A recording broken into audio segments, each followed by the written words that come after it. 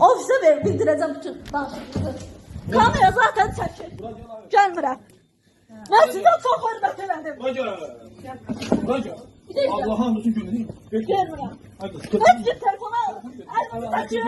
Əlinizi çəkin. Sakin. Bırak. Kameralar çəkin, gedim siz şahid edəcəm. Bırakın beni. Dokunmayın mənə. Bırakın vermirəm. Söyle lan. Siz adamı tezde danışabilirsiniz. Bırak. Çekilin. Siz gelmiyor. 5 dakika sakin. Benim telefonumu yazın ben dedim. Size artık istesem ben. Almıram. Hayır ola ki.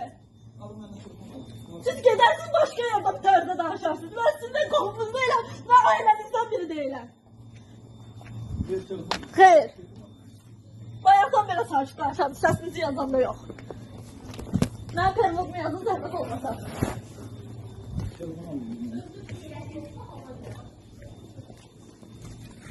Evimdən mən pervozumu yazın ya da çıxışımı verin.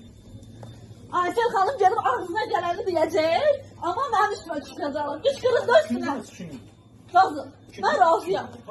Yazın. Aysel Hanım'la ben münasebətimizi teylərsiniz. Məsubu devreye yazın. Mən demişəm ki, mənim pervozumu verin. Mən sizdən artıq nəsə istəmirəm.